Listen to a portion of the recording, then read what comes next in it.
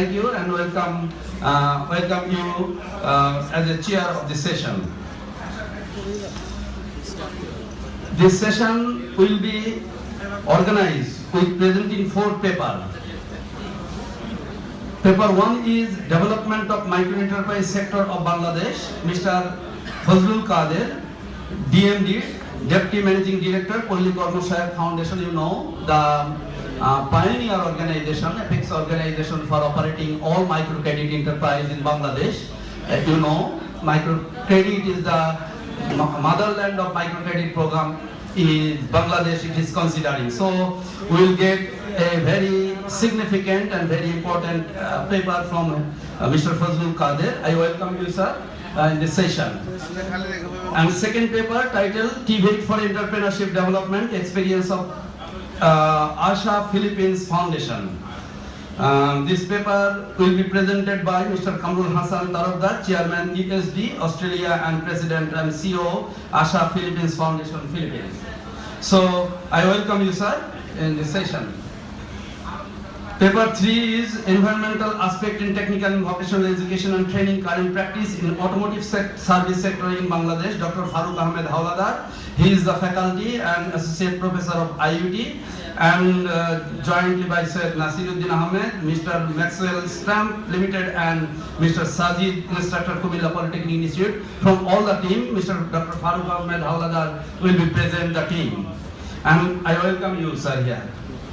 Paper 4 is Apprenticeship Training, a deep insight into the legal framework in India with application to qualified engineering graduate and diploma engineer. The paper will be presented by C. Raja Rao, Deputy Director of Training and Deputy Central Apprenticeship Advisor in Board of Practice Training, Eastern Region, Calcutta. I think he will come very soon. So, with consent from chair of the session, I request every presenter to keep time. This time is mentioned, 15 minutes time. Within the time limit, every presenter is requested to complete your presentation, because we are starting a little bit later, about 50 minutes later, and we should complete it before the sunset, and we have no more. We have time about 1 hour. So may I request, after the presentation, audience will get time for your question. So draw your attention regarding the topic and your subject, your area of interest, and keep it in your mind to specify your question. After presentation, you will get time. So now I request Mr. Fazlul Kader, Deputy Managing Director, Polli Karmashayak Foundation, please come and please present your topic on development of micro-enterprise sector of Bangladesh. Distinguished Chair, paper presenters and distinguished audience, Assalamu alaikum and good afternoon. Today I'll try to complete within 10 minutes because we are lagging behind, and I want to contribute in completing the session within the stipulated period of time. TVET for Global Competitiveness, Development of Micro-Enterprise Sector of Bangladesh. We all know that micro-enterprise sector is a very important sector globally, not just in Bangladesh, in anywhere in the world. And especially this is more important in a country like Bangladesh for a number of reasons. Number one reason is microfinance contributes to GDP very significantly. In Bangladesh, the contribution is about 25%. And contribution to employment is even much higher, 57%. That means about micro-enterprises, we have got about 6 million micro-enterprises in the country. And this 6 million micro-enterprises generated employment of about 31 million people in the country. And contribution to GDP, as I've said earlier, 25%. And this is in many other countries, both developed countries and underdeveloped countries. Contribution to GDP by micro-enterprise is something around 25% to, in some cases, it is more than 60% also. And contribution to employment, I haven't seen less than less than 30 or 25%. In some developed countries, it is even much higher. In countries like France, Japan, or USA, the contribution to employment, we'll look into the figures. Okay. The point which I'm trying to make is micro enterprise is very important for its contribution to GDP and employment, and at the same time, it contributes towards achieving parity in the social sector. Because in the basic philosophy of microenterprise, the profit is shared by many people. Instead of having a big industry owned by a few persons, in case of microenterprise, we have an industry owned by many people, and hence, as a result, the profit is distributed among the many people. That means more equity, more parity, more peace in the society. And in a densely country like Bangladesh, this is more important for bringing forth social parity. Microenterprise, it's a whenever, we have seen in many parts of the world, even within the same country, there are numbers of definition of microenterprise. Central bank sometimes defines in a different way. Organizations like Apex development organizations like PKSF or development partners, they define in a different way. The spirit of defining microenterprise is a small amount of investment, owned often by the family. It's a family business, and it creates full-time employment generating activities for the entrepreneur basically, and creates some wage employment or part-time employment opportunity for non-entrepreneurs also. So this is the basic characteristic of a microenterprise. And another characteristic is most of the microenterprises, even we have seen in country like Cyprus, the books of accounts are not kept in a very formal way.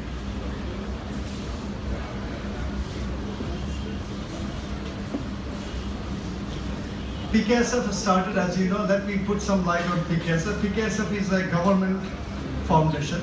Bangladesh government created this organization in 1990. It operates like a not-for-profit company, but it's government controls it in a very subtle way. All the resources we have got is from the government. We borrow from the bilateral or multilateral sources also. But whatever if we borrow or get grant fund, we get it through the government of Bangladesh for alleviating poverty. So we started our microenterprise program in 2001. Till now, we have financed about 1.2 million micro entrepreneurs of the country, and these people, these microenterprises, created job for 1.6 million people in the country.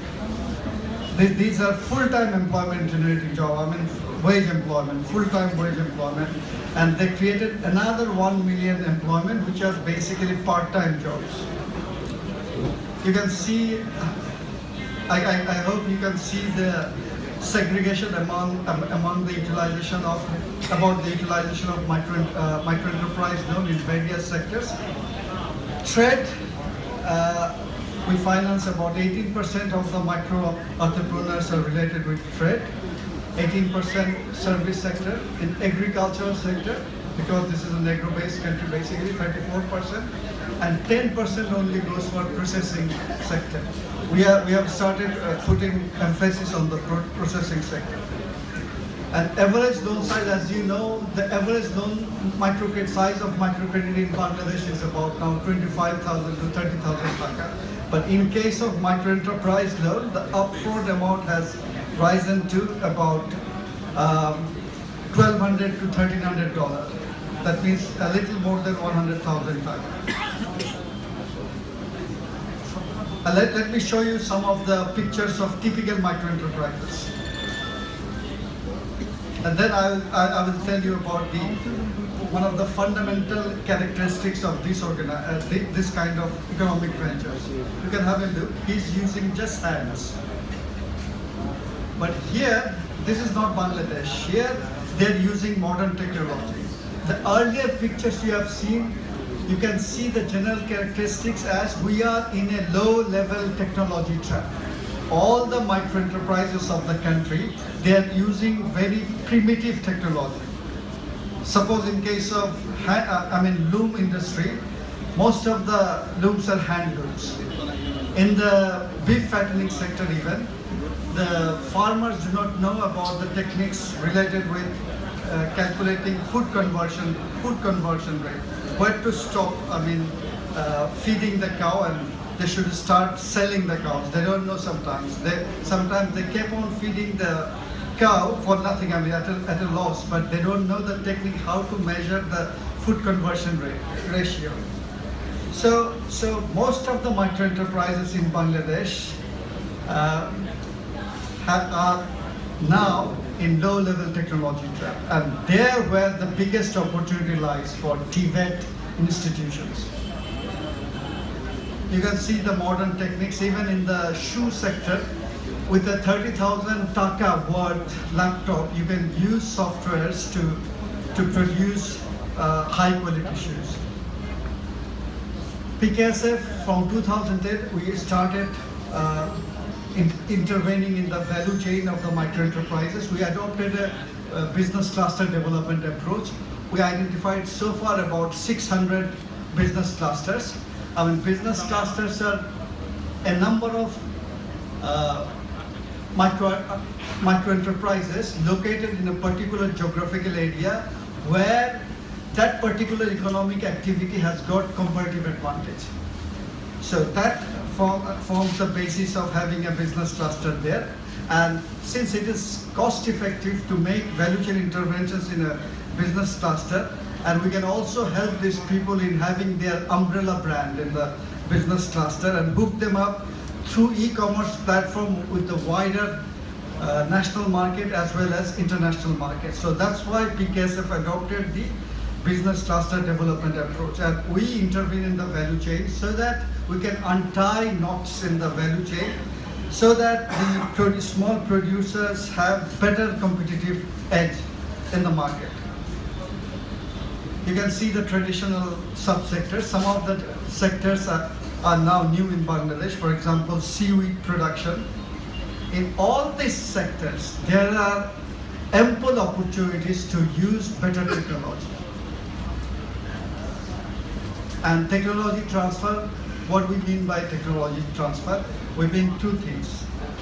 Using appropriate technology so that their productivity increases, their cost of production decreases, and their total production increases, their profit margin increases.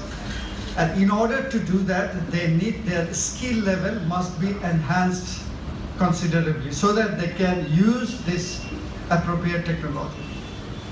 For example, let me show you, Bangladesh didn't have crab hatchery in the country. For the first time, we got it from Vietnam in the southwestern Satkhira region of Bangladesh, so that the crab fatteners can get crablets at a very low cost. These are high-value cultivar dragon fruit. High-value fruits are coming in Bangladesh. Business clusters, I've already told you about 600 business clusters we have identified. And we introduced new flowers in Bangladesh like summer gladiolus, lilium, China rose, this kind of flowers. And beef fattening clusters in Bangladesh. Now there are many beef fattening clusters which are not targeting the Eid-ul-Adha only.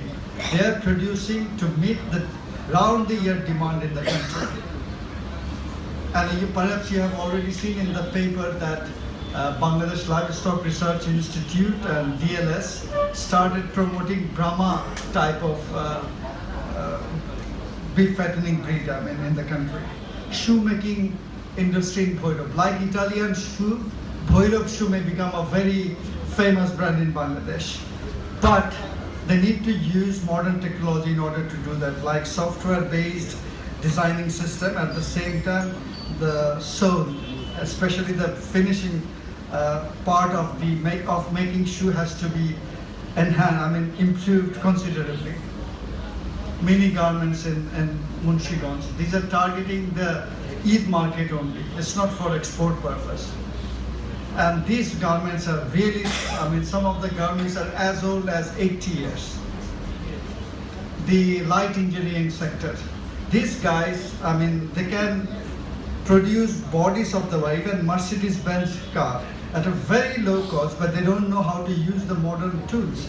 And another reason is they need some kind of common purpose service center, for which they need huge investment. Individually, they cannot invest that much because they are small investors. So we provide this kind of technological support from 2008 under the 2 projects. And though this kind of interventions, numbers of this kind of is very low in relation to the demand of the country, but we have proven that making this kind of interventions can switch over these people to more productive economic agent within a shorter spell of time.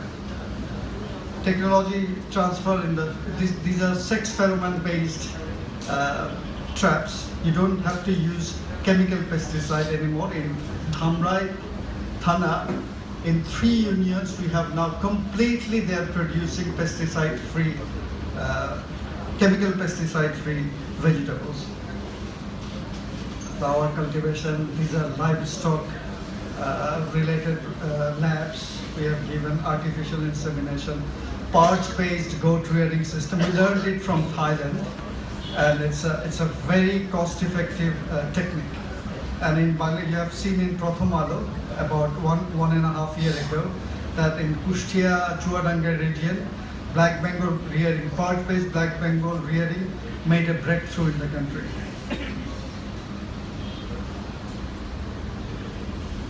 So I'm almost at the last stage of my presentation. The challenges of I think I have got another 2 slides. Challenges of microenterprise sector. Access to finance, 1. And access to information.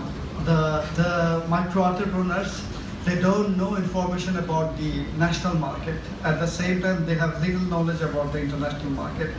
You know that through Alibaba.com we can import any product of microenterprise sector of China from Bangladesh. Any person of you can easily import, I mean, 2-3 items, small items, by using e-commerce platform, but not in Bangladesh. We don't yet have any e-commerce platform for targeting only the micro entrepreneurs, where we have already discussed about the low-level technology trap, infrastructure, marketing. We have got a long way to improve in the marketing sector. I've already given you some hints. That is about branding. We don't get good price because we don't have brands. Today, while I came here first, I was listening about RMG sector of Bangladesh. We get extremely low price in RMG sector because we don't have brands. They put on our name on our garments, some brand, and overnight, I mean, the value of the cloth becomes 2, 3, or 4 times higher. Okay, so we have to build our brands. Skill development and institutional capacity building. Here lies, I mean, the TVETs. The TVETs in Bangladesh are not responsive to the need of microenterprise sector because traditionally TVETs have grown in Bangladesh to respond to the needs of the industries, basically. They were designed to produce skilled workers in the industrial sector. But as we have discussed, the microenterprise sector, which generate greater employment, I would rather say, than any other sector in Bangladesh. But their demands are, I mean, their human resource development needs are not met by any TVETs in Bangladesh. We have to come up with creative solutions, like maybe the procurement of services from TVETs has to be changed. You have to, there should be scope for making deferred payments, because they must foresee that after participating in a course, our productivity has increased, we are profited. They need business development services, they need advisory services also. I'll give you one concrete example. Thangabala Mohila Shabu Shangha, one NGO in Bangladesh, they are selling a training on business management to micro entrepreneurs, 1100 taka for per training. And they're selling it to thousands of micro entrepreneurs. Because it has got huge demand. People are willing to pay, but TVETs in Bangladesh haven't come forward to meet this kind of demand.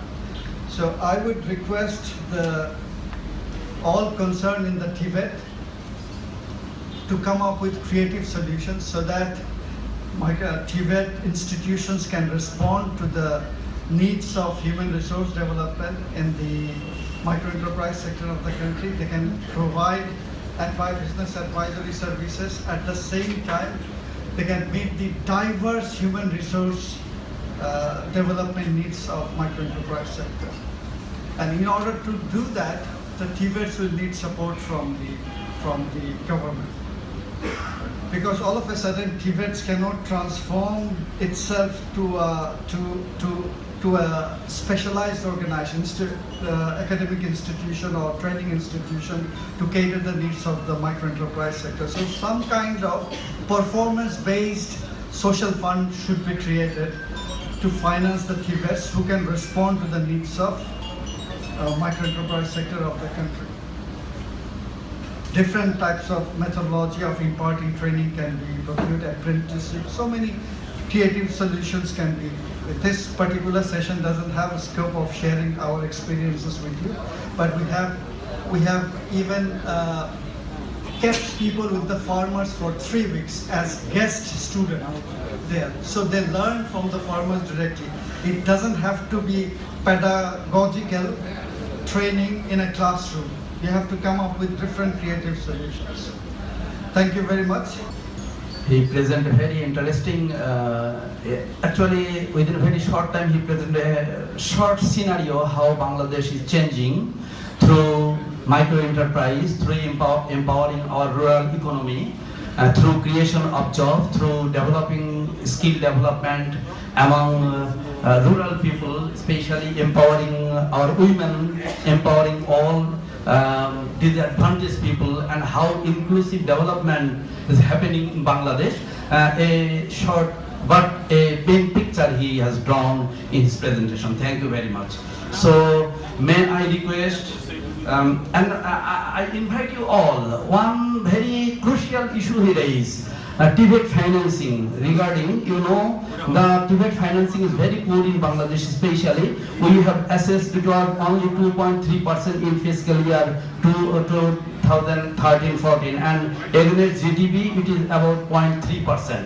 It is very much poor among all Asia Pacific region countries. So if you have any question regarding, you may ask question later on. So now I request Mr. Dr. Farooq Ahmed Hauladar, to present his paper on environmental aspect in technical and vocational education training, current practices in automobile service sector in Bangladesh. Bismillahirrahmanirrahim. Honorable Chair, Mr. Socio, invited speakers, and the participants. Assalamu alaikum. In my presentation, I will talk on environmental aspects in technical and vocational education and training, current practices in service sectors in Bangladesh. In this short presentation, I will talk a little bit on current situations, the introductory talk about Bangladesh, and then what kind of research study was done. This is a little, as a small piece of researches, and we will see the findings of this research, and then we will conclude with some recommendations. If you see this picture, population of Bangladesh is on 160 million about, within an area of 144 square kilometer. And this graph shows that now Bangladesh is enjoying demographic dividend, and in one author, according to one author, crossing by 2020. According to another recent statistics, this demographic dividend is going to be crossed by 2030. That means governments are really responding how we can provide skills to our young and adults so that country can achieve middle income status country. If you see this picture below, Bangladesh now belongs to the lower middle income countries and has national index of about slightly above 1,000 US dollar GNI. And that clusters we are with India, Indonesia, Pakistan and Sri Lanka. This morning one presenter presented, although Indonesia, India, Sri Lanka belongs to lower middle income country, but their index or ranking is much higher. That means very close to higher middle income country. So if you see the list of higher middle income country, Brazil, China, Malaysia, South Africa and Thailand, and Bangladesh we want to be to that level by 2030. 2021, sorry, I forgot.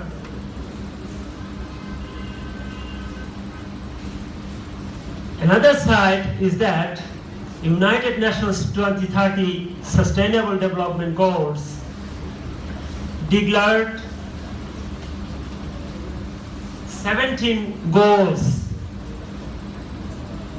Although all goals are highly related to education and training, but within these 17 Sustainable Development Goals, Goal 4 is very much related to our technical and vocational educations. And within these goals we have some targets, and the related targets for technical and vocational education is ensuring equal access for all women and men to affordable and quality TVET that is relevant to the needs of the world of work. Next target, substantially increase the number of youth and adults who will have relevant technical skills for employment, decent jobs and for entrepreneurship. Another, I would like to focus on this one, ensure that all learners acquire the knowledge and skills needed to promote sustainable development. So that means our young and adult should not only learn the skills, but also they should care for the environment, for the health, and for the future nations. In this research study, so we have 3 questions. What type of policies, regulations for environmental safety and health are in place in Bangladesh? How much green skills related content is in technical and vocational education curricula in Bangladesh? And thirdly, our graduates go to the world of work and how much they are aware of these rules and regulation and how much they practice it. If you see, because it's a big area, so we have chosen a scope. 3 service sectors have been considered: automotive technology, catering, waste management. For this study, a self-designed questionnaire was developed, and this study in fact is being carried out not only Bangladesh, together is a joint study in Asia Pacific countries, 7 Asia Pacific countries: Hong Kong, Indonesia, China, Bangladesh, and some more.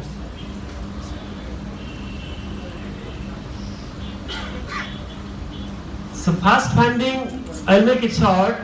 We have found that in Bangladesh we have rules, regulations and policy. We have it. For example, Bangladesh Environmental Policy 2015, Climate Change Strategy and Action Plan, and so on.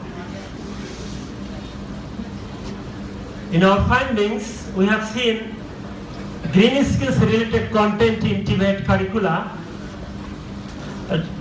are in place. For example, at diploma in engineering level, a course called environmental management is there. But I have studied that content of this course, or what is assessed, is very much theory relevant, not really that will focus on for sustainable development. For example, we ask what is greenhouse effect.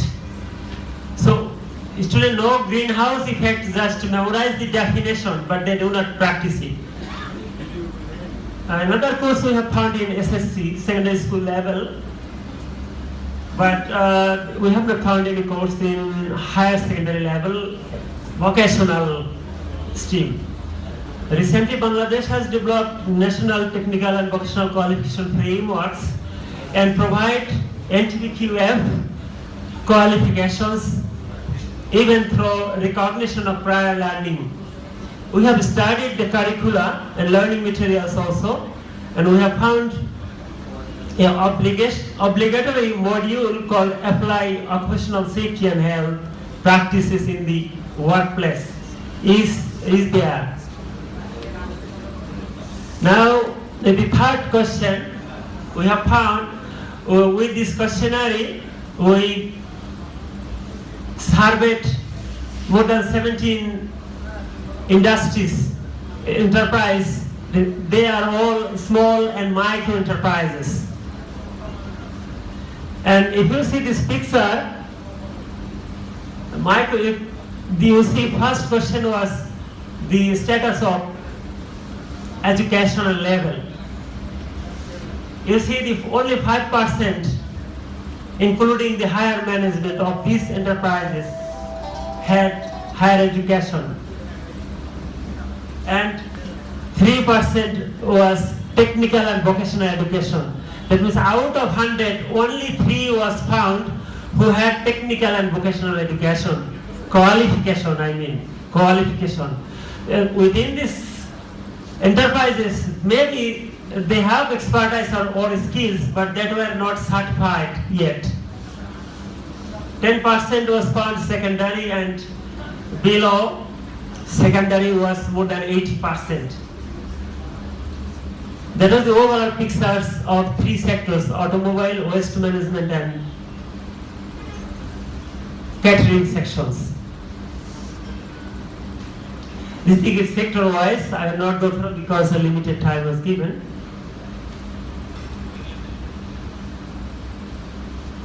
This picture shows the awareness of environmental policies and regulations. We asked whether these employees of that enterprises are aware of the government policies and regulations. And if you see on the left side, formal sector enterprises, that means the registered enterprises, they are a little bit better off. But in the informal sector on the right side, informal sector, the green one, you see most say not aware. That is, majority of the employees were not aware of the rules and regulations. But we asked that, do you think when you work, you should care for your environment, you should care for health? Then most of the people also have said, yes, it has an importance, they should learn it, they should follow it, practice it.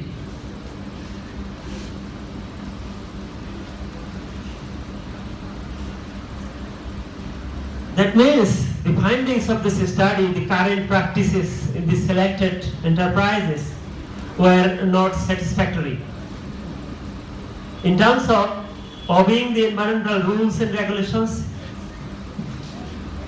dissemination of environmental awareness among the employees, that means higher authority often do not disseminate it, do not hold talk or seminar so that their lower level or worker level people knows it. So if you this picture, this is one of the picture in automobile sectors, the waste mobile of the automobile is being carried out by a person. And I have asked these automobile sectors, they collect it door to door and is used for brick firing as a firing fuel, and that generates a huge carbon dioxide, methane, that is very destructive to the environment and that is more harmful than normal fuel. So one thing, another is we have heard that this mobile oil is mixed with food also, so the food quality is good, remains good. That is, we have also discovered through our study. And I asked that further question, what do they do in winter when no brick fueling? Then they said they just throw it to the canal.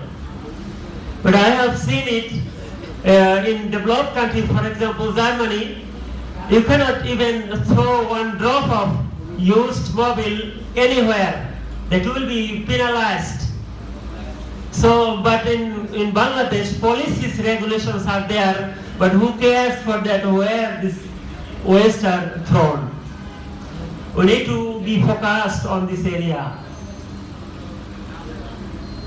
Another pictures of waste management, you see, is also catastrophic.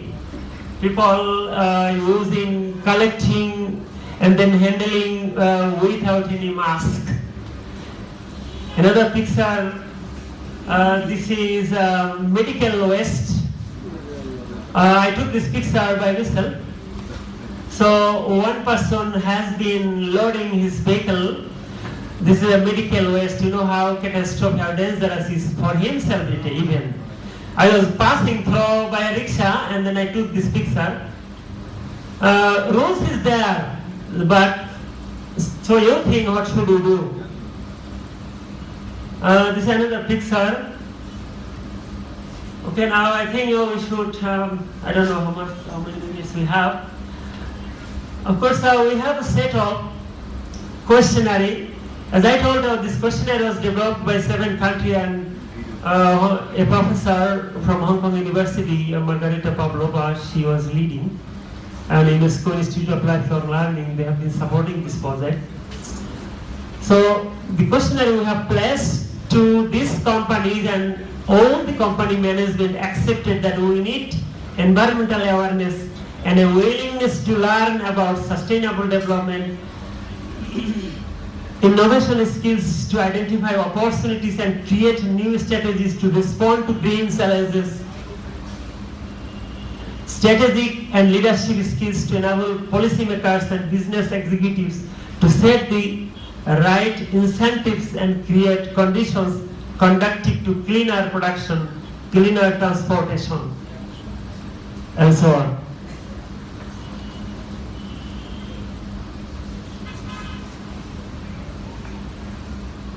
What are the main challenges here? I think our challenge is that lack of awareness of the consequence of badly handling the hazardous substance. I think all of you are agree with this lack of awareness. As we see the beginning picture, 80% people are low under secondary. So these people are not aware of this. So we need to address that issue. In some cases, lack of disobeying policies. Just policy know it, but we do not honor it, we do not obey it. Poor implementation of existing policies and monitoring systems. So my last slide. Government is reviewing the conclusion. I would say, of course, government is acting, responding positively. Particularly, government is very much active in response to the United Nations call for Sustainable Development Goals, and they have developed policies. And I have seen in all of the policies, I have seen that all the training program, including the short training program, there should be green skills, competencies, content, curriculum content. So our curriculum should be reviewed, and as our previous speaker said, that we need to train and retain these micro and small enterprise employees. And I would request, while we develop this curriculum for this training, we should give a special focus for including green skills. Thank you very much. Thank you, Dr. Howlader, for his presentation. Very interesting subject, but he mentioned it, automobile service sector. We have transportation and communication. Automobile service sector maybe goes to service sector, not yes, service sector. And in Bangladesh, relating to first presentation, we are observing that in Bangladesh, innovation in automobile service sector is seen as a dangerous to concern to our environment and social cohesionness. We cannot imagine how desperate our people, their innovation. But this paper reflecting within a very, I think in the Dhaka city or in the not going to the rural area, how many automobile transport has been developed by the rural people by their own creation, so-called innovation. The first paper relating to first paper, the micro enterprise or rural people are innovating so many, they are creating so many jobs in the rural area, also in the automobile also. So many transport has been developed day by day by their own way, not taking any license to the authority, from the authority. However, very interesting for the job creation, but how much it is relating to our environment, that is the big question. So we invite from your side question. And our next presentation will be on TVET for Entrepreneurship Development Experience of ASA Philippines Foundation. This paper will be presented by Mr. Kamrul Hassan Tarabdar, Chairman ESG Australia and President and CEO, ASA Philippines Foundation, Philippines. So I request you, Mr. Tarabdar, to present your topic. In the name of God, most gracious, most merciful,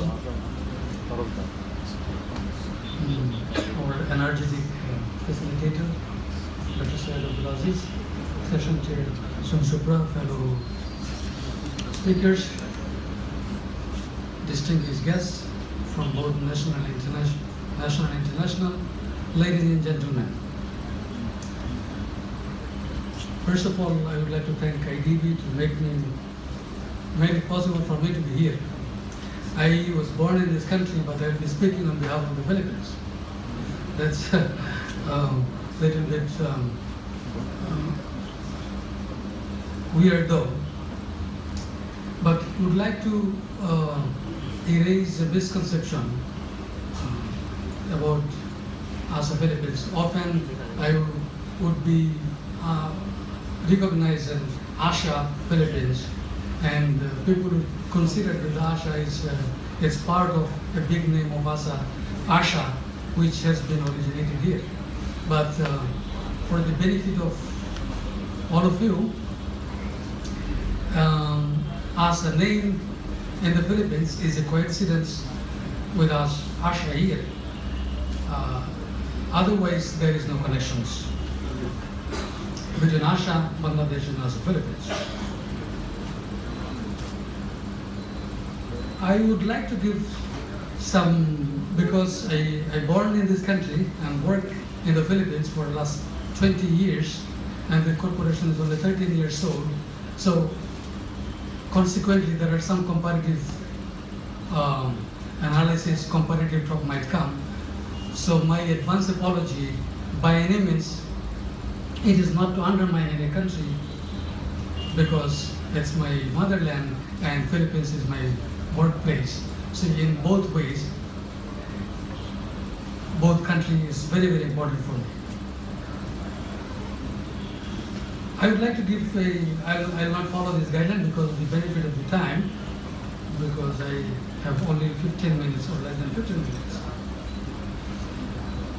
I would like to give you a very brief idea about the Philippines country. It's an archipelago situated in the Pacific Ocean,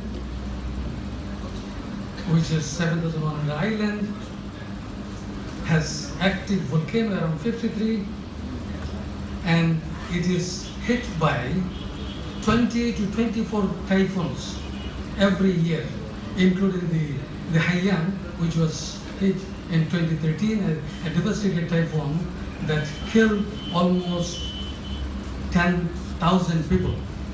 And it was almost massacre for our operations. We were also hit by earthquake, devastating. Just a few weeks ago, there was another earthquake in one of the part of the Visayas. However,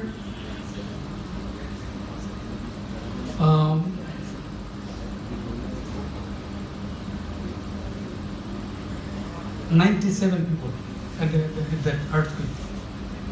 But in the recent, it was only few. But anyway, natural calamity is always there.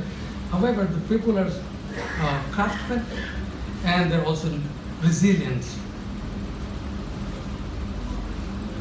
The population is 101 million population, poverty is 25%.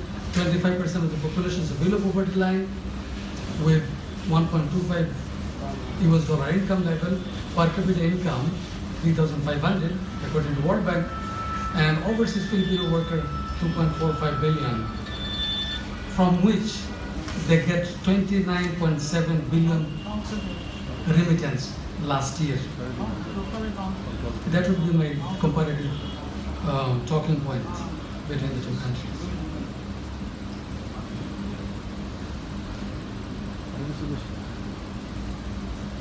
In the Philippines, technical education and entrepreneurship both are priority in the national curriculum, both at the secondary as well as tertiary level, and myself is a beneficiary of entrepreneurship, master in entrepreneurship. I greatly recognize it. I took my master's in entrepreneurship from Asian Institute of Management, and I am so grateful because if I was not there, ASA Philippines would not have been there. National priority is education for practical life, but not for diploma only. TESDA, which is in government or institution, has enrolled 2 million students last year and 68% were graduated. Today, Philippines is known as the supplier of the world labor market. Despite the poverty and the natural calamity, the country has positioned itself because of the good example of TVET, and TESDA is one of the good examples. I would like to give some industry example, and the PPO industry, which is better known as a call center on the layman's term. Philippines is taking the large market share in the world, and they're thinking then by 2020 they should get 50% of the world market share. In the shipping industry, shipping means shipping job, mariners. Philippines is considered to be the marine capital of the world. The figure showed that the Filipino seamen comprise more than 25% of 1.5 billion mariners across the globe, and which is single biggest national block in the shipping industry. On the overseas employment, it has 2.45 million populations and receiving a remittance almost 30 billion. While Bangladesh has 9 million workers sending remittance, 9 million over 2.45 is sending a remittance of 13.68 million, which reflects the average contribution of an overseas Filipino is 8 times more than our Bangladeshi abroad. Other technical industries, tourism, foreign investment, etc., Philippines is choice of a destination. I have seen, because I live there, that the Philippines government take even in small details. A domestic helper were abused by its employer, and the Philippines government has taken an initiative by its mission abroad. That's, I find it extraordinary to take care of its own citizen. You know, it's irony though. Our Bangladeshi, which is DJ Aerospace in Subic Freeport, is producing spare parts for Boeing, world famous Boeing, the plane we ride to go to other country, and US defense aircrafts in the Philippines, and a Bangladeshi. And another Bangladeshi, which is East-West Placement Center, is the #1 in manpower business in the Philippines, sending Filipinos in the Middle East and even elsewhere. His corporation is consistently rated #1 for last 15 years and awarded as gold medal for creating jobs or sending Filipinos.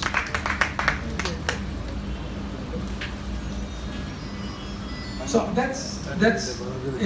should be a question to us.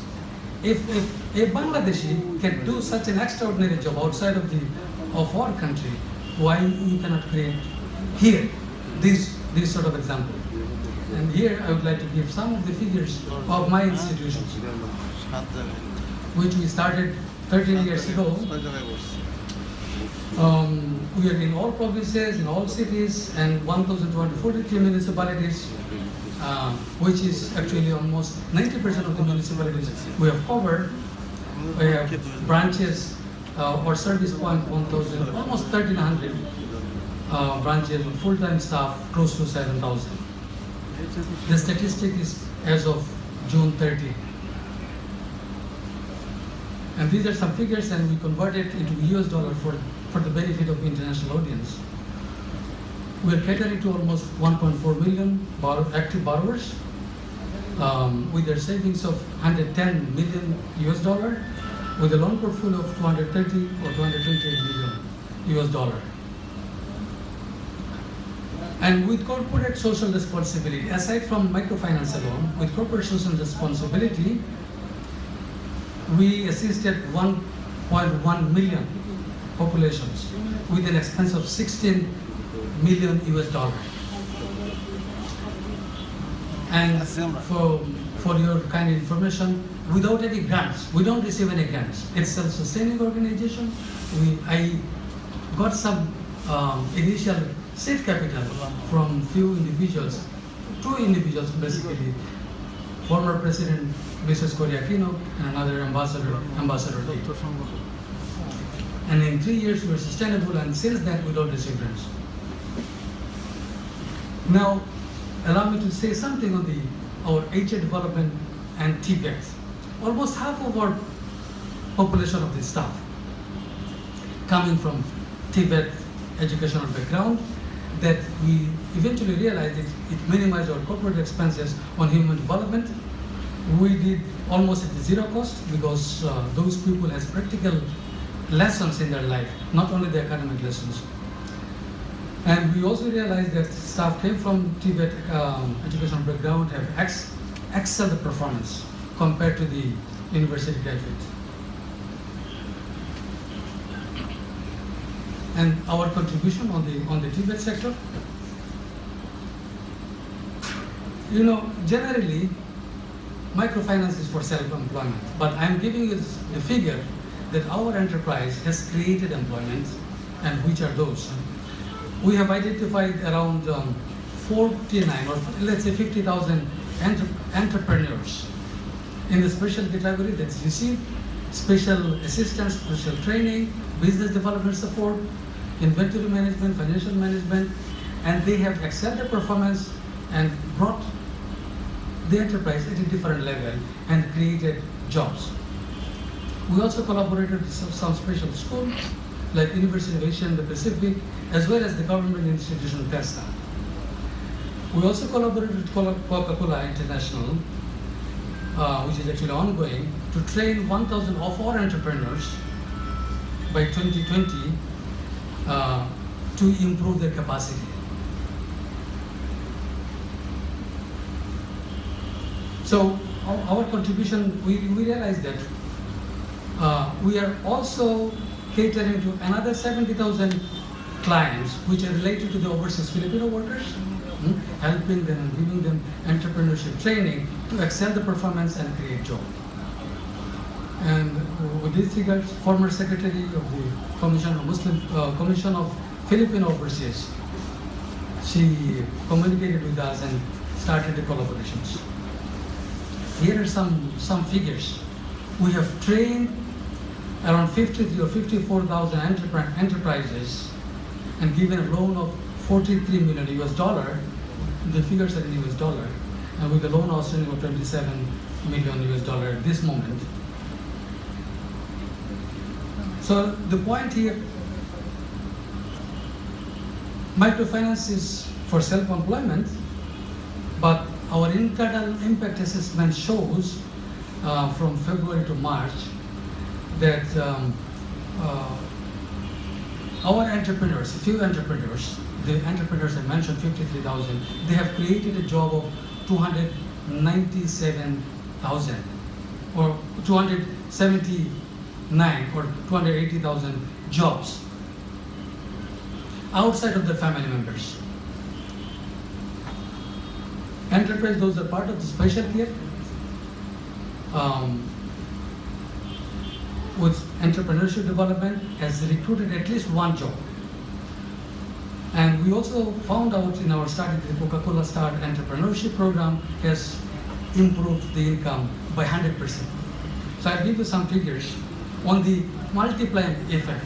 I say it, when you give TVET and then develop entrepreneurs, what is the multiplying effect?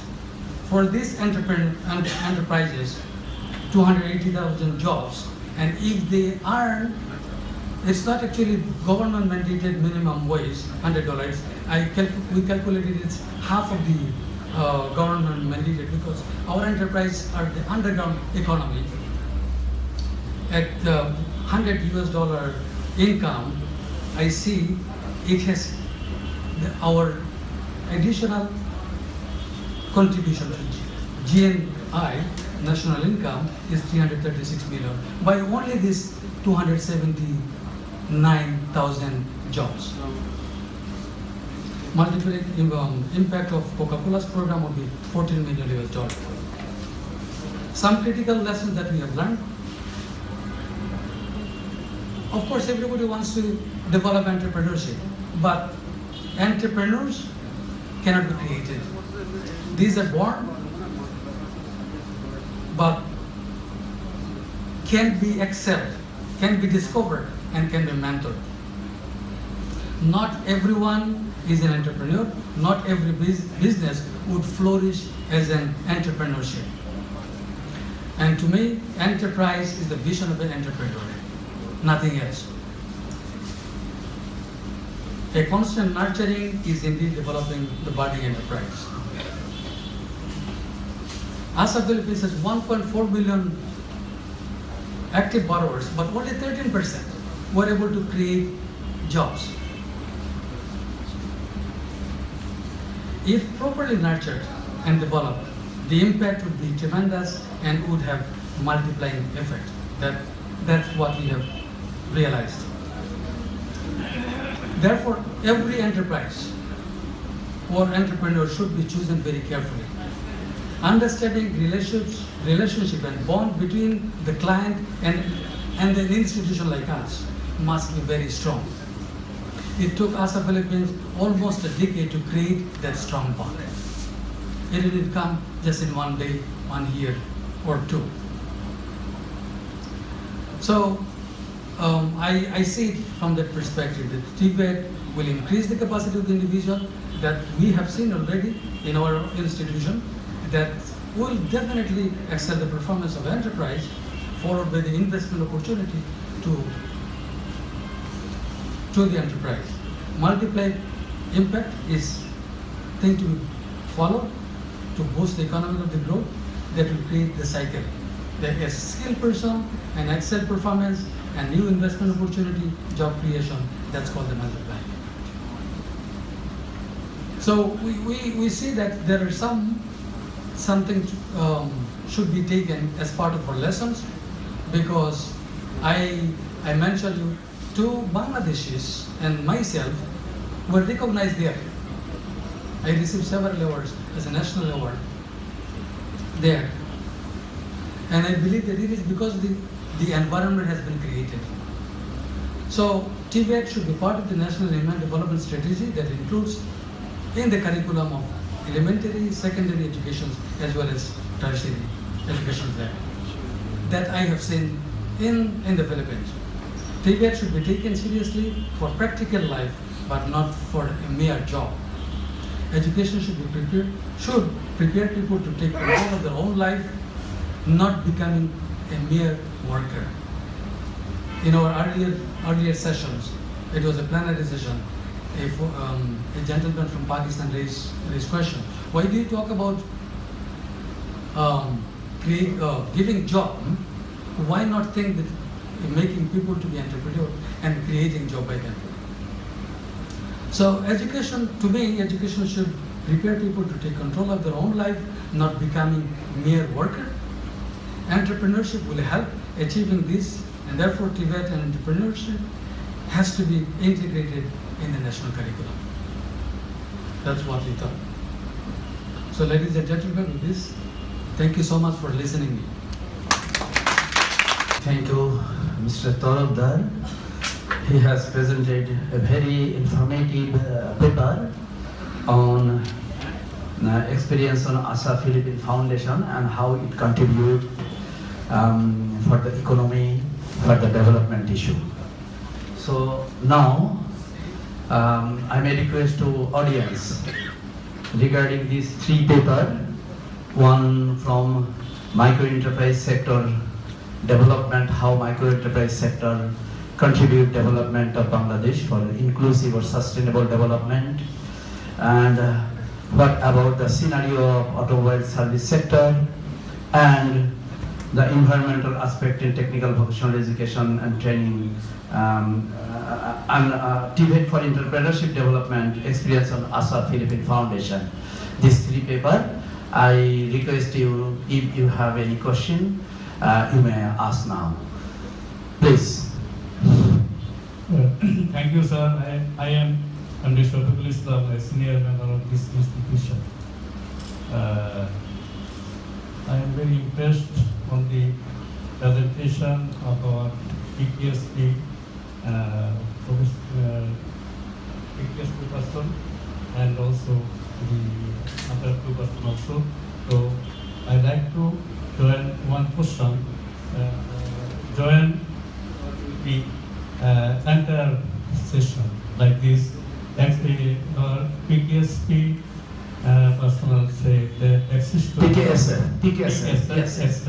Access to finance is one of the challenges for us. So we'd like to know, is there any program of the PKS to eliminate this challenge for our underprivileged people? And another, I must say, Kamrul Hassan Torabdar, who is a dual citizen, like he's born in Bangladesh, but he's a citizen. Living in Philippines. In Philippines, and he has become a citizen of Philippines. And he's doing most important work for the poor people of Philippines. And we have seen in the figure. I would like to request him to give a hard copy of your presentation so that we must analyze your activities. So I'd like to know how you have connected the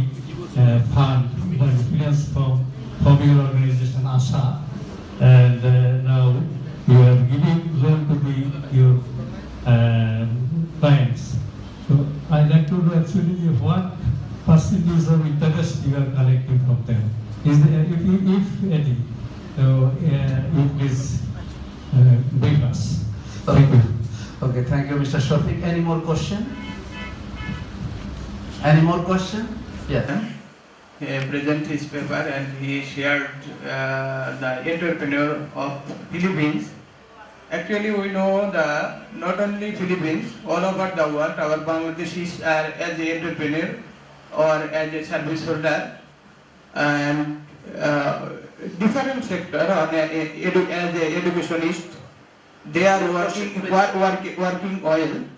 And his paper is a recommendation that he talked about the curriculum, but in our Bangladesh, many of the cases, curriculum already developed. If you have any other experience that what is our problem for Bangladesh, we are not going ahead like Philippines or others like Korea or Singapore, like this type of countries, we are not going ahead in Bangladesh. Okay, thank you. I'm Engineer Abu Nasser, I'm working in Dubai Electricity. I observed there this for this in Dubai for their national, they are giving very less interest loan. So there people are coming, lot of people coming for business. So if our Bangladesh government or any private organization do the same thing, I think more people will come to the business and they will provide more people for job.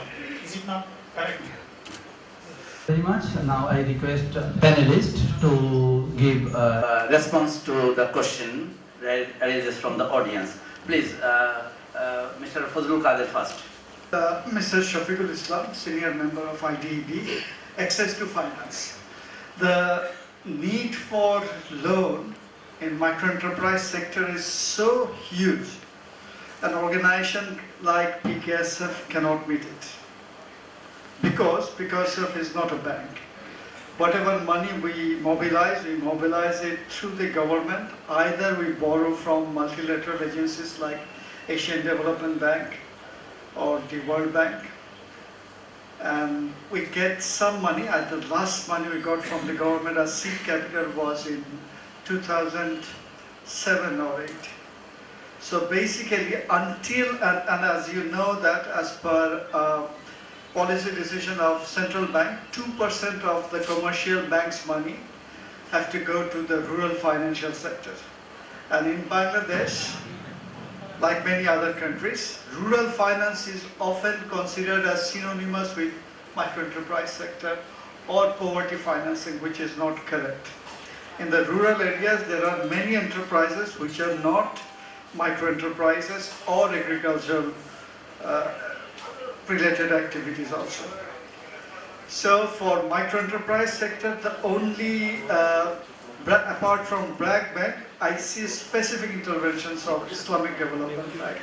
And the other banks' contribution in this sector is, I would say, very significant. So what should be done? PKSF is now trying to mobilize resources from Asian Development Bank and World Bank for 2 specialized microenterprise projects. But however, we are at the same time trying to build consensus in the sector so that microfinance institutions, at least a good number of them, eligible microfinance institutions can be linked with the deposit market. The way Grameen Bank is linked with the deposit market, in the same way, we may consider to hook the microfinance institutions with deposit market. That will solve the problem in the long run. For meeting the financial demand of the, or lending demand for the microenterprise sector of the country. Mr. Abu Nasser, low interest rate. It is a populist idea, even in this part of the world. Government made many attempts to finance microenterprise activities through low loan. And you can trace back this kind of efforts as far as 1878. there was a loaning system called Takavi loan, which means distress loan. But especially through cooperatives, Bangladesh government, all the subsequent governments during the colonial era and Pakistan and Bangladesh era also, we tried various mechanisms of cooperative to provide loan to the micro entrepreneurs at a very subsidized rate, and the result was disastrous. The loan, first of all, when you underprice something, there becomes unhealthy competition to grab it, and the poor people are elbowed out from the competition. As you know that money is a scarce resource. When you underprice it, so there is huge competition to grab the money, and the poor people with weak social capital, they get elbowed out by the non-poor people. So there was a study in 1960s, and it was found that only 10% of subsidized loan reached the poor people, and 90% of the loan was grabbed by the non-poor people. So the issue is not, in order to encourage the entrepreneurs, the issue is not lowering the interest rate. The issue is making the loans available at the right time, making the access very easy, and at the same time provide them risk mitigation services. There are many risks associated with business, not just the repayment of the loan. So risk mitigation services are very important from them. So in order to create a conducive environment for micro entrepreneurs, you need to create an environment so that they have free flow of information, especially with regards to their market and associated risk, how to mitigate the risk, and wherever possible, government should provide the information, all the necessary information and other support so that overall risk is lowered. Okay, and then ensure access to finance easily. So that's the key. Thank you. Thank you very much. And now I request Mr. Tarokdar to respond to the question. In my case, I received several questions from the audience. Sir, for your kind information, I'm not actually this Filipino citizen. Philippines is also a poor country, and it doesn't have enough resources to give so many citizenship. But I was given a very dignified visa, which is called a special visa for employment generation. Because probably I was able to create some jobs there. Anyway, your first question was, how are we raising funds? Ever since we started, we realized that sustainability is very important. Without a sustainable plan, no work will stay with us. It will not, ultimately it will not help your constituents. And based on that thought, I created my business plan that we will, whatever fund we receive, it's a grant, it will come, and it is the initial grant, and by the time we become break-even, we stop funding. And that actually happened.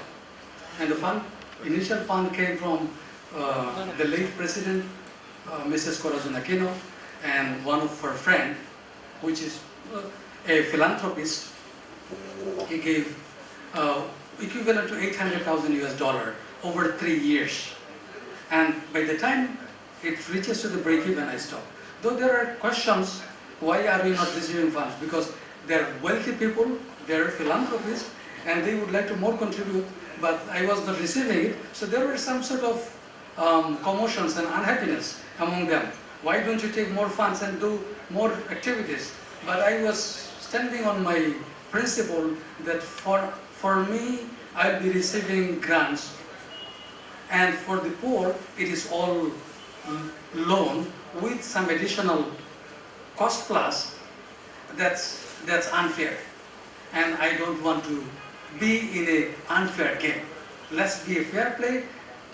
We achieved break-even already. Now we will be borrowing, and our borrowers will also be borrowing from us. So today we are borrowing funds from both national and international sources. But recently we floated a bond in the public market. equivalent to 40 billion US dollar. And by the grace of Almighty Allah, you know, the bond was 3 times oversubscribed. And it is an NGO run by a foreigner, and the market has given so much of the confidence. That was really amazing. So we are not receiving grants anymore, it's absolutely clear. But we borrow, and since our performance very good, we bargain with the banks. Would like to give funds? Can you give us at that rate? So that's the point we came into today. To make it short, because we have several questions, you also ask questions how much we charge. For your kind information, sir, it's a very embarrassing question to me, because microfinance is battered all the time, that they are charging so much. Even respected Sir Hamid, the president of IDB, was mentioning this. Then I told him, and then he immediately grasped what was my answer. I told him, you know, it's a common misconception that the microfinance is charging too much. And in the Philippines, we are charging twice as Bangladesh is charging. Anyway, Philippines has cost 3 times bigger than Bangladesh. The quality of life is much more better in the Philippines. The minimum wage 3 times higher than us. So the cost is also very high. Our people flies from one island to another, or sail from one island to another, while you can take just a train or a bus to go there. So these are things raising our costs. That also has to be corrected. Anyway, bank is not going to give a loan of 100 or 150 US dollar. Bank will give 10 million US dollar loan. Will be interested to give. But 10 million US dollar will be run by a bank with only 2 or 3 people, while 10 million US dollar in microfinance, you would be requiring 1,000 staff. That's the transaction cost. That makes why microfinance is very expensive. But it creates jobs. It creates jobs because 2% by the bank employed with the same amount of investment, but microfinance has created 1,000 jobs. That's the social capital investment by microfinance. Anyway, another gentleman actually asked the questions on the curriculum you have. You know, policy is there, but there is no implementation. I would like to give just only one example. When my son was studying in the high school, he had to organize his business. It was a part of the curriculum that you set up a business there and you show how much money you are earning. That's just one example of the entrepreneurship. There is also on the technical side. I have not seen, because my study actually here, I have never experienced through those practices in the school. So probably it is time for us to look into this on the practical lessons, not for memorizing. How many of our parents here would focus, don't memorize anymore, but create something by yourself? Can you write a lesson without memorizing? Have we asked our children? Or we are asking, memorize it and then put it in the examination hall? I hope I answered your questions. Now, our session is going to close, but very valuable speech from our chair of the session, Mr. Sansubra. He is the Director, Human and Social Development Program, South Asia Regional Department, Asian Development Bank, Philippines. And so far we have listened his delivery yesterday at the plenary session 1. It was very much valuable and directional. So may I request our chair of the session, please deliver your conclusions. Yes. Thank you, everyone. Also, thanks for staying for long. Now it is already I think 7 o'clock almost. I know how tired you are. But before that, I'd like to thank our facilitator, excellent facilitation, and also 3 speakers. In fact, I'm very much impressed about the presentation. All of you did excellent job. And also, on top of this, we have also another observer. It's a coincidence. I think your observation was very useful. In fact, at the beginning when we started the session, I tried to figure out how I can connect these 3 dots together. And then it looks all different. But now I start to realize, wow, there's some lot of connection, and now also common also ground so we can talk. What I try to do, I try to two areas. Number one, I'd like to summarize from my perspective about these 3 presenters, excellent presentation. I don't know I can do it well. Very briefly I will do. After that, I like to share some bigger issue on the skill ecosystem, the Bangladesh as a whole, so that I can stimulate your thinking a bit on the skill ecosystem here. I think the MDG, the deputy MD of the PKSB, Mr. Pattern. In fact, his presentation is very interesting. I know PKSB.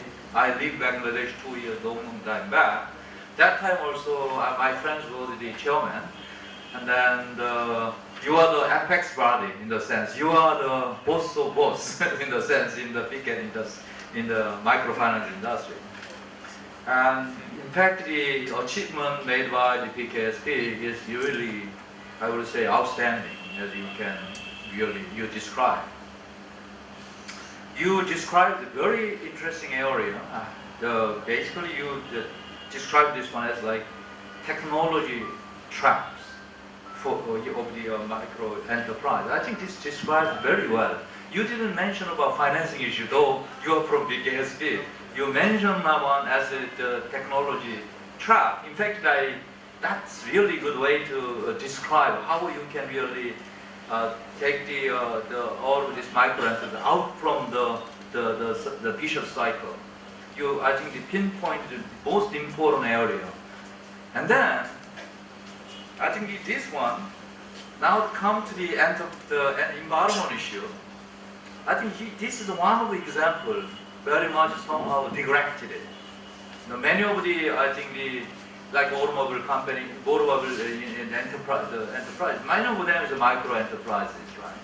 And then this is sort of directed area. But as you said, in the advanced country, this is really mandatory. Not only that, when the economy move up above the channel, then environment should become what?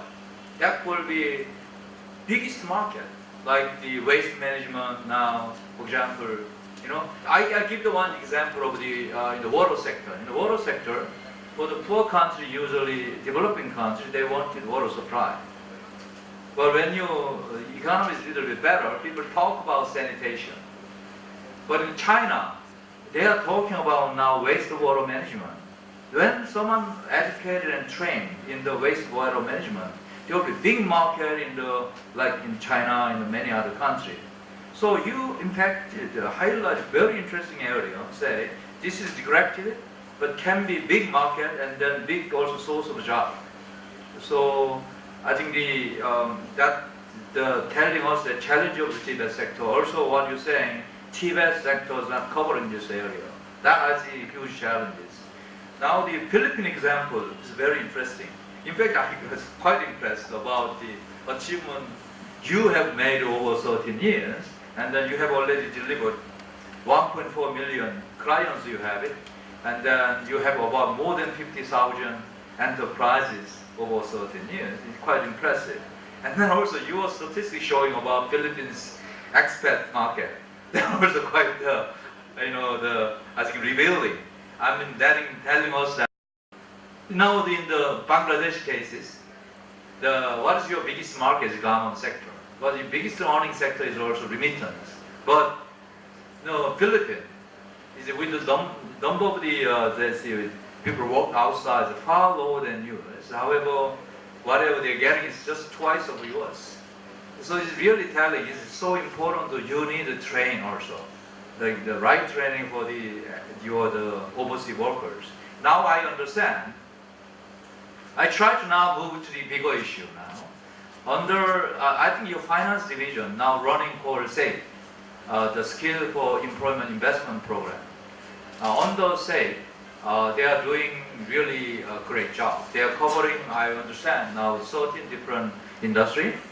So they have a certain different, I think, covering 12, I think, industry. I think PKSF is one of our partner. I mean, they're working on helping the job placement, training, all those. And they're working with the garment industry, your association, and knitwear industry, light engineering, I think computer IT sector. They're working also shipbuilding, by the way. Very, very interesting thing they are doing. Here, what's happening in Bangladesh is that now the TVET sector, now they're rapidly moving toward the industrial TVET. Before, about 5-10 years back, I think your TVET was very much on livelihood type TVET. Now, by shifting this, I see some challenges, like this micro enterprises now become vacuum. While that the PKS be involved, that would help some part, but as you mentioned a while ago, it's a huge sector, huge demand. Perhaps that somehow dedicated support would require. I know 10 years back, ADB, I'm from ADB, Asian Development Bank has so-called the postal literacy program.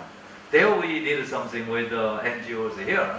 But in fact, we also move very much in the industrial TVET. So I can see some, now the big vacuum. Then in such a country like Bangladesh, where more than 95% people were still working on the informal sector, this sector is really important. And then many countries, not only Bangladesh, like India, they are grappling idea how we can really support the workers, the informal workers.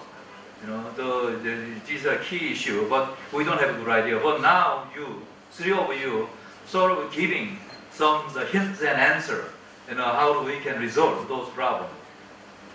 I think today, I think Principal Secretary come out.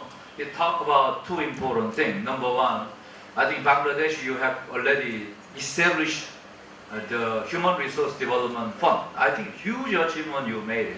My understanding, your cabinet already allocate about around 1.5 billion US dollar for that event. Not just only establish, often Bangladesh, you establish something, no money there, right? But they put in money. So it's like huge commitment coming from the government side. And the second, what's happening now, in TVET, technical vocational area, there's so many institutions working and competing each other without coordinating. I think our colleagues here, you will perhaps agree on that. Now, given this, it's very important to have it single and also coordination body. So government already, cabinet, I think, decided to establish the Skill Development Authority. And then that will function for coordinating this one.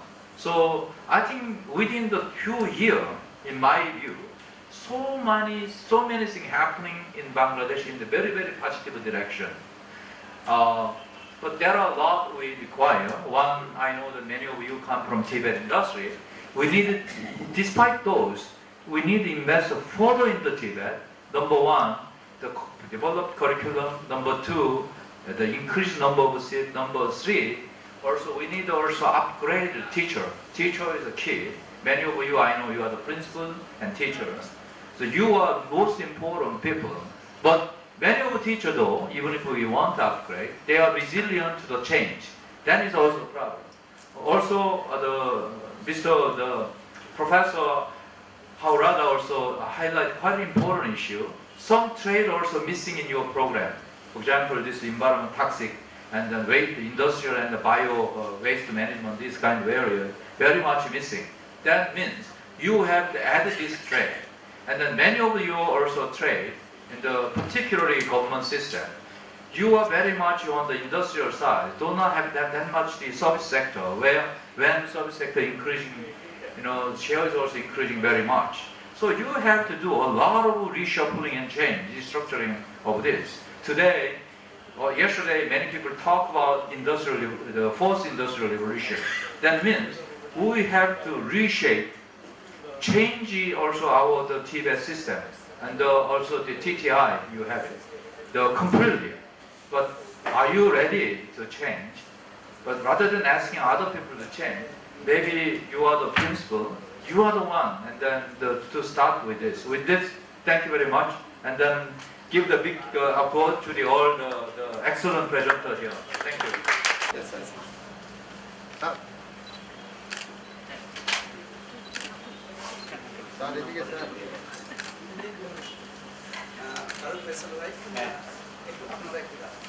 I want to hand over. Yes. Yes.